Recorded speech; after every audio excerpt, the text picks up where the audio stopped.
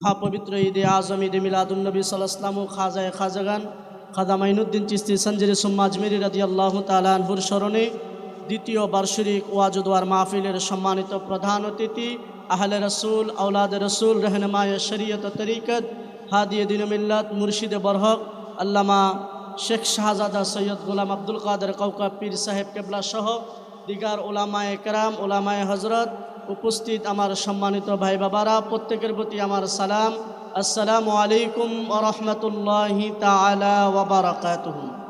আল্লাহ পাকের দরবারে অসংখ্য কোটি শুকরিয়া যে মহান রব্বুল আলামিন আজকে যাচাই করে বাছাই করে আমাদেরকে জান্নাতের বাগানে বসার মতো সেই তৌফিকটুকু দিয়েছেন। সেই মহান রব্বুল আলামিনের দরবারে শুকরিয়া তান সকলে বলুন আলহামদুলিল্লাহ।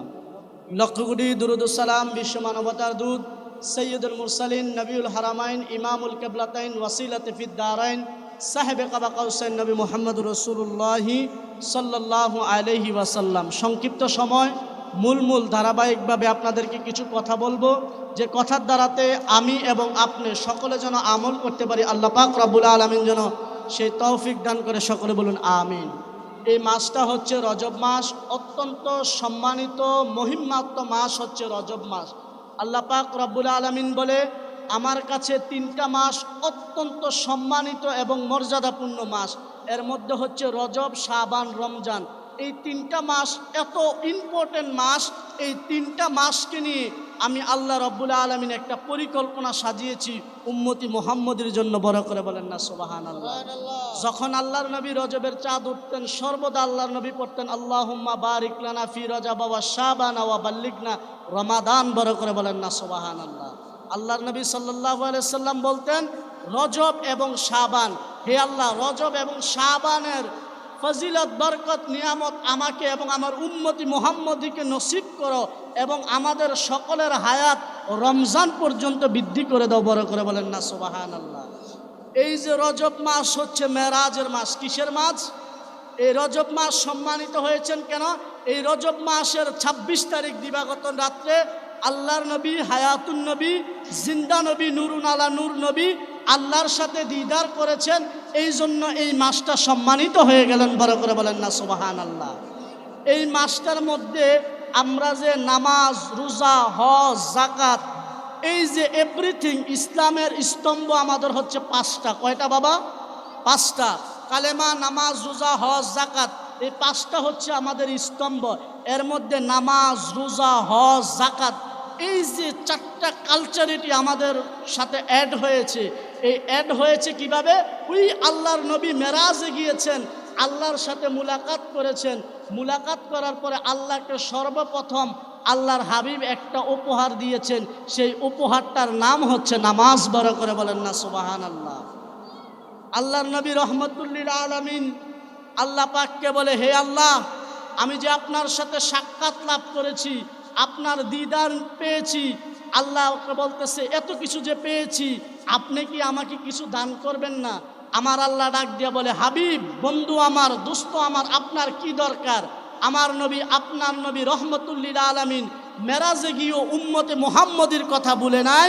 উম্মতি মুহাম্মদীর কথা চিন্তা করে আল্লাহ বলতেছেন, আল্লাহকে বলতেছেন, আল্লাহ এমন একটা স্পেশাল ইবাদত দেন, যে স্পেশাল ইবাদতটা দিলে আপনার সাথে আমি যেভাবে সাক্ষাৎ করার কারণে সাক্ষাৎ লাভ করেছি, আমার উম্মতি মুহাম্মদী যেন সেই সাক্ষাৎ লাভ করতে পারে। বড় করে বলেন না সুবহানাল্লাহ। আল্লাহ পাক রব্বুল আলামিন ডাক দিয়ে বলে, হুজুর যান আপনার উম্মতকে 50 ওয়াক্ত নামাজ দিলাম। এই নামাজটা পড়লে কি হবে? আসসালাতু মেরাজুল মুমিনিন, নামাজ হচ্ছে মুমিনের জন্য মেরাজ। বড় করে বলেন না সুবহানাল্লাহ। কেউ যদি নামাজে গিয়ে তাকবীরে তাহরিমা করে, রুকু করে, তারপরে সামি আল্লাহু লিমান হামিদা বলে সোজা হয়ে দাঁড়িয়ে সিজদায় গিয়ে যখন সুবহানা রব্বিয়াল আলা বলে আমি আল্লাহর প্রশংসা করবে, এই প্রশংসা করার সাথে সাথে আমি আল্লাহর কুদরতি কদম আপনার উম্মতি মুহাম্মদীর জন্য বিছিয়ে দিব। বড় করে বলেন না সুবহানাল্লাহ। আল্লাহর মেরাজ হয়েছে 26 তারিখ দিবাগত রাত্রে রজব মাসের। আর উম্মতি মুহাম্মদীর মেরাজ হচ্ছে ফজর, জোহর, আসর, মাগরিব, এশা, যত ওয়াক্ত নামাজ আছে, নামাজে গিয়ে যখন আপনি সেজদারত অবস্থায় সুবহানা রব্বিয়াল আলা বলবেন, এই সুবহানা রব্বিয়াল আলা বলার সাথে সাথে নবীর সাথে যেইভাবে আল্লাহর মেরাজ হয়েছে, আপনার আমার সাথেও আল্লাহর মেরাজ হয়ে যাবে। বড় করে বলেন না সুবহানাল্লাহ। এই জন্য আব্বুজিরা আমার, ভাইয়েরা আমার, নামাজ হচ্ছে একটা ইম্পর্টেন্ট, মোস্ট ইম্পর্টেন্ট একটা বিষয়। আপনি ইমানের পরে যদি ইসলামের মূল কোনো খুঁটি থাকে সেটা হচ্ছে নামাজ। কথা বলেন ঠিক কিনা? আল্লাহ পাক কুরআনুল কারীমের 82 জায়গার মধ্যে ওয়াকিমুস সালাতা, তোমরা সালাত কায়েম করো। আল্লাহ নামাজ পড়ার কথা এখানে বলে নাই, নামাজ কায়েম করার কথা বলেছে। এখন বন্ধুরা আমার, ভাইয়েরা আমার, আল্লাহ নামাজ কায়েম করার কথা বলেছে, পড়ার কথা বলে নাই। কেন জানেন? কারণ আপনার সাথে আপনার একটা ভাই থাকবে মুসলমান, কিন্তু সে নামাজ পড়ে না। আপনার দায়িত্ব হচ্ছে কি, তাকে বুঝিয়ে নামাজের মধ্যে নিয়ে আসা। এই নামাজের মধ্যে নিয়ে আসাটাই মানে হচ্ছে কায়েম করা। বড় করে বলেন না সুবহানাল্লাহ। আল্লাহর নবী সাল্লাল্লাহু আলাইহি ওয়াসাল্লাম হাদিসে মুবারাকার মধ্যে বলে, কেউ যদি একবার সেজদারত অবস্থায় সুবহানা রব্বিয়াল আলা বলে, এই সুবহানা রব্বিয়াল আলা সেজদা অবস্থায় বলার যেই বান্দা যেখান থেকে সেজদা দিবে, সেই জায়গাটা থেকে আরশ আজিম পর্যন্ত যতটুকু জায়গা আছে, সমস্ত জায়গাগুলো রহমতের ফেরেশতা ওই বান্দার জন্য দোয়া করতে থাকবে। বড় করে বলেন না সুবহানাল্লাহ। আর উচ্চ আওয়াজে বলেন না সুবহানাল্লাহ। এই জন্য আব্বুজিরা আমার, ভাইয়েরা আমার, নামাজের গুরুত্ব আছে না নাই? কথা বলেন আছে না নাই? শুধু নামাজ আমি আপনি পড়লে হবে না, নামাজকে আমরা এমনভাবে পড়তে হবে। নামাজ শুধু আল্লাহ যে বলেছেন, আল্লাহ পাক রব্বুল আলামিন যে বলেছে, আমি জিন এবং ইনসানকে সৃষ্টি করেছি আমি আল্লাহর ইবাদত করার জন্য, আমি আল্লাহর বন্দেগী করার জন্য। এই যে নামাজ শুধু আল্লাহর সন্তুষ্টির জন্য পড়বেন এমনটা নয়। এই নামাজ পড়লে বিজ্ঞান কি বলে, এখন বললাম নামাজ পড়লে, আমি সংক্ষিপ্ত সময়ে বললাম যে আল্লাহ পাক কি ফায়দা দেয়। এখন আমি আপনাকে বলবো যে কুরআনুল কারীমের কথা আমি বাদে দিলাম, হাদিসের কথা বাদ দিলাম। বর্তমান বিজ্ঞান প্রেক্ষাপট কি বলে জানেন আব্বুজিরা আমার, ভাইয়েরা আমার, বন্ধুরা আমার? কেউ যদি একবার 1 রাকাত নামাজ পড়ে, কয় রাকাত? 1 রাকাত নামাজে যখন তাকবীরে তাহরিমা বাঁধার পরে নিয়ত করে সূরা কিরাত পড়ার পরে যখন রুকুতে যায়, রুকু থেকে দাঁড়ায়, দাঁড়ানোর পরে যে সেজদা দেয়, তার শরীরের যে বিভিন্ন রকমের পার্টস আছে, কি আছে?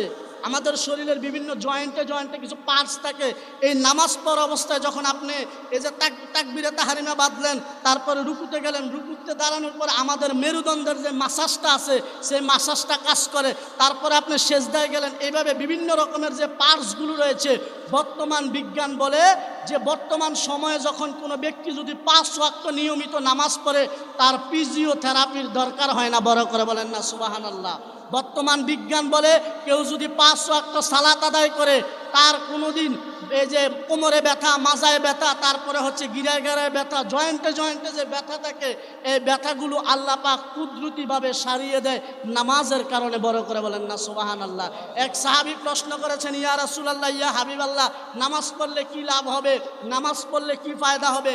আল্লাহর নবী রহমতুল্লিল আলামিনকে ওই সাহাবী বলে, নামাজ পড়লে এই লাভ হবে, যখন তুমি ফুলসিরাতের যে চিকুন রাস্তাটা আছে, চুলের থেকে চিকুন, তারপরে হচ্ছে তলোয়ার চেয়ে ধার, এই রাস্তাটা যে তুমি ময়দানে মাহশরে যখন পার হইতে হবে, ফুলসিরাতের রাস্তা যখন পার হইতে হবে, তুমি যদি নামাজি হয়, অটোমেটিক চোখের পলকে সে রাস্তাটা পার হয়ে যাইতে পারবে। বড় করে বলেন না সুবহানাল্লাহ। এই জন্য বাবারা আমার, ভাইয়েরা আমার, নামাজের দরকার আছে না নাই? আর বড় করে বলেন, নামাজের দরকার আছে না নাই? এজন্য আমরা নিয়মিত নামাজ পড়তে হবে। কথা বলেন ঠিক কিনা? এই যে একজন প্রশ্ন করেছেন কসরের নামাজ, কসরের নামাজ কি? কসরের নামাজ হচ্ছে আপনি যখন সফরে যাবেন, কিসে যাবেন? কসরত তো সফর। আপনি যখন সফরে যাবেন, সফরে যাওয়ার পরে আপনার যেই নির্ধারিত 48 মাইলের বাহিরে যখন অতিক্রম করবেন, এই অতিক্রম সময়ে যাওয়ার পরে যখন 4 রাকাত বিশিষ্ট ফরজ নামাজগুলো 2 রাকাতে রূপান্তরিত হবে, এই নামাজগুলো হচ্ছে কসরের নামাজ। কথা বলেন ঠিক কিনা? এই যে নামাজের যে খুঁটিনাটি যে মাসলা মাসাইলগুলো আছে, সেই মাসলা মাসাইলগুলো জানতে হবে। কথা বলেন ঠিক কিনা? আল্লাহ পাক রব্বুল আলামিন নামাজের মহব্বত, নামাজের ভালোবাসা আমাদের কলবে নসিব করুক। সকলে বলুন আমিন। আমার নির্ধারিত সময় আমি শেষ করে দেবো। এই যে আমাদের প্রধান অতিথি শাহপুর দরবার শরীফের পিসাব কেবলা আসবে, একজন আল্লাহর ওলির আওলাদ আসবে, আমরা খুশি না বেজার? আরো বড় করে বলেন, খুশি না বেজার? এখন এই যে শাহপুরের পিসাব হুজুর, আমি বাংলাদেশে বহু পিসাব দেখছি না, আমি বাংলাদেশের বহু জেলায় পঞ্চগড়, ময়মনসিংহ, এই যে আপনাদের আবু সাইদ নইমি তাহিরি সহ অনেক জায়গায় আমি সফর করছি, অনেক জায়গায় ওয়াজ করছি, যে শাহপুরের বর্তমান কাউকাব মুর্শিদ কেবলার মতো এত সাধারণ নন্ম ভদ্র পিসাব আমি আর দেখি নাই। আজকে সোশ্যাল মিডিয়াতে দেখলে দেখা যায় হুজুর কেবলাকে নিয়ে বিভিন্ন রকমের ষড়যন্ত্র শুরু হয়েছে। হুজুর এক আলোচনার মধ্যে কি জানি একটা বলছে, এই যে হুজুরের আলোচনাটাকে কেন্দ্র করে বিভিন্ন রকমের বামপন্থী আলেমরা আজকে হুজুরকে হুমকি দিচ্ছে। আচ্ছা কথা বলেন, যে শাহপুর দরবারের পিসা হুজুর এমন একজন নন্ম ভদ্র একজন আল্লাহওয়ালা সাধারণ মানুষ, এমন একজন মুহাক্কিক আল্লাহর ওলিকে যদি ব্যাপারে যদি কেউ খারাপ মন্তব্য করে, এই জিনিসটাকে মেনে নেওয়া যায়?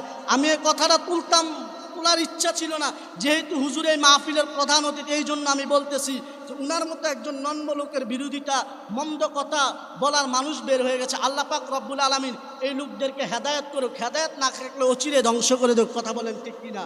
আল্লাহ পাক রব্বুল আলামিন এই সমস্ত আল্লাহর ওলিদের কদম থেকে আমাদের দুনিয়া এবং আখিরাতের জীবনকে পরিচালনা করার মতো সে তৌফিক দান করুক। সকলে বলুন আমিন। পরিশেষে শেষ কথা, যখন আপনি ইট মারবেন, ইটের বদলি পাটকেল খেতে হবে। কথা বলেন ঠিক কিনা? আমরা সুন্নিরা যেমন ভদ্র, আমরা সুন্নিরা উগ্র হতেও বেশি সময় লাগে না। আপনি শাহপুরের পিসাবকে গালি দিবেন, শাহপুরের পিসাবে চুপ থাকবে, কিন্তু শাহপুরের পিসাবের, শাহপুরের আশেক অন্তত অন্য আলেমের কথা বলতে পারি না। মাওলানা পারভেজ রেজা আল কাদরি কাউকে ভয় করে কথা বলেন। এই যে তৌসিফ রাজা জানে, আমি স্টেজে ধরে ফেলি, সুন্নিয়তের ব্যাপারে, হক কথার ব্যাপারে আমি ছাড় দেওয়ার লোক না। আমি শিখেছি আলী আকবর রেজভি থেকে, আমির ইসলাম জালালি থেকে, নুর ইসলাম ফারুকি থেকে, খাজা বাকিবিল্লা থেকে। এরা সুন্নিয়তের জন্য কাউরে ছাড় দেয় না। ঠিক সেইভাবে আজকে মিডিয়ার মাধ্যমে, আপনাদের মাধ্যমে যারা বিরোধিতা করতে চান তাদেরকে দায়িত্বহীন কণ্ঠে বলতে চাই, শাহপুরের পিসাবের বিরুদ্ধে ইট মারবেন, বদলায় পাটকেল মারার জন্য বাংলাদেশে যদি কোনো আলেম না থাকে, আমি এই অদম যথেষ্ট। আল্লাহ পাক রব্বুল আলামিন আমাদের সকলকে কবুল করুন। এই মাহফিলটা যারা আমার রাজীব ভাই সহ, হাশেম কাকাতারা সহ যারা অক্লান্ত পরিশ্রম করে এই মাহফিলটা সাজিয়েছে, আল্লাহ পাক তাদের দুনিয়া এবং আখিরাতে কল্যাণ নসিব করুন।